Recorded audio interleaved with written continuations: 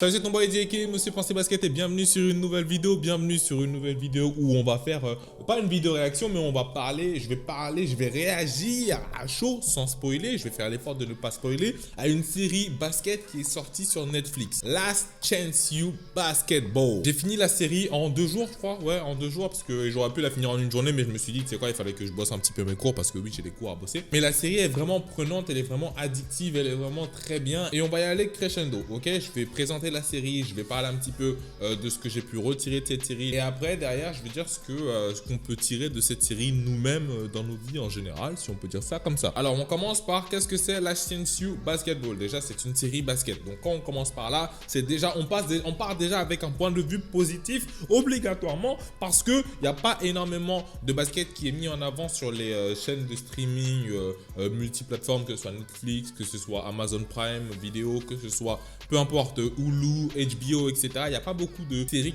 autour du basket, ok? Et Netflix, je crois, c'est la 2e ou 3e série qui balance sur le basket. Parce qu'il y a eu The Last Dance, il y a eu Amateur, je crois. Amateur, ouais, c'est ça, je crois, si je dis pas de bêtises. Et maintenant, il y a Last Chance You Basketball. Donc moi, déjà, je pars avec un yes. Kudos Netflix, on est en bleu sang. Ensuite, on est où? On est à Los Angeles dans l'équipe de Junior College, plus communément appelée JUCO, de East LA. Il faut savoir qu'il y a plusieurs manières d'arriver en université. Soit tu es une super balèze recrue, parce que les recrues au lycée sont rankées par des étoiles. 5 stars, 5 stars, 4 stars, 3 stars, 2 stars, 1 star et compagnie. Par exemple, dans la série, on a un joueur qui était une recrue 5 étoiles. En gros, il était dans les tops des lycéens de la nation, du pays entier. Petite anecdote pour nous Français, Moussa Diabaté est aussi ranké dans le top des meilleurs joueurs du pays. Je crois que c'était même le meilleur lycéen du pays à un moment, je ne dis pas de bêtises. Et il a signé avec Michigan State University. Mais bon, ça c'est un sujet à part entière. Là, le sujet de cette vidéo, c'est on est avec des joueurs qui sont en JUCO, ok?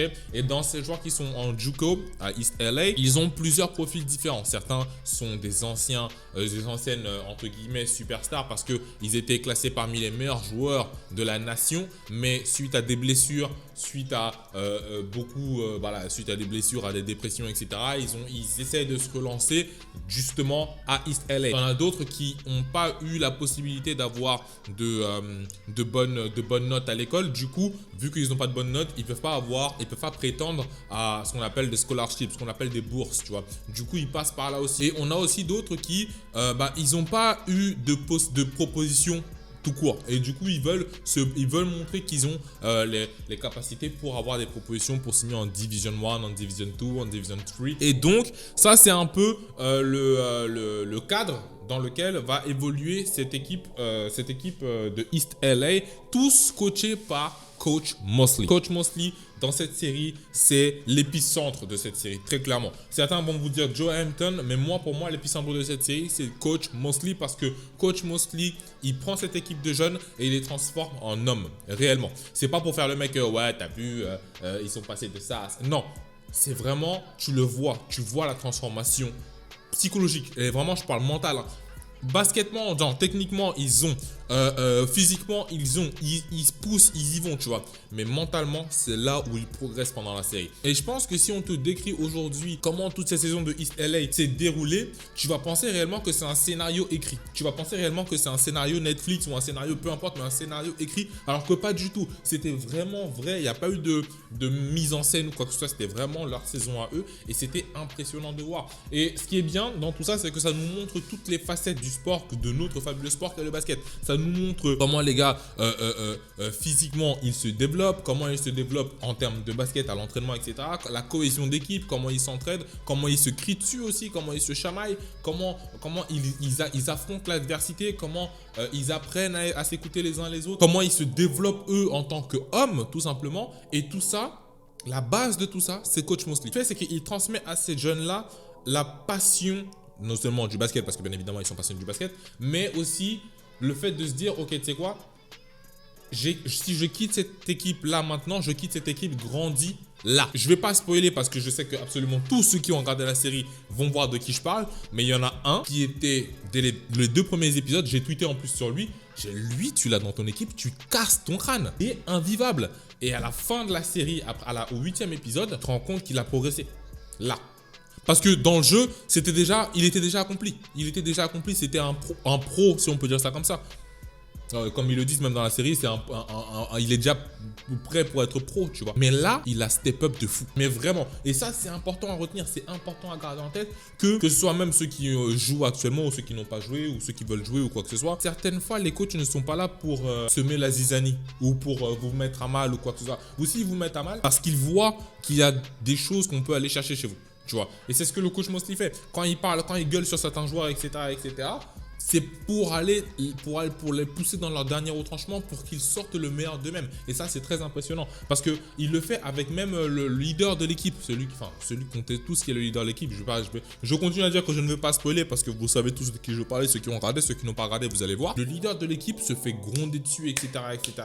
Et à la fin, il dit dans le truc, ouais, j'avoue, il m'a poussé. Genre, c'est un bon bail, c'est un bon délire, tu vois. Franchement, cette série donne un 10 sur 10. Je suis désolé, je ne suis absolument pas objectif parce qu'on parle de basket. Mais le basket dont on parle, c'est pas le basket entre guillemets bling bling. C'est pas du High School Musical, tu vois. C'est pas en mode, ouais, on joue au basket et we all live together. Allez, remballe. Non, là, on a du basket vraiment pur et dur. Tu vois toutes les phases du basket possible, réellement. Tu vois comment il vomit, à un moment il vomit, à un moment on voit un gars vomir parce que tu sais la pression est là. Tu vois comment il se développe en tant qu'équipe, en tant que joueur, en tant qu'homme, en tant que personne, etc. Et tu vois aussi les backgrounds de chacun, tu vois tu vois d'où chacun vient, tu vois ce que chacun a vécu dans sa vie, etc. La perte d'un proche, la blessure, problèmes académiques, si on peut dire ça comme ça, les mauvaises notes et compagnie. Et tu vois comment ils progressent au fur et à mesure durant cette année-là. Moi, le seul truc de négatif que je me retiens avec cette série, c'est la fin.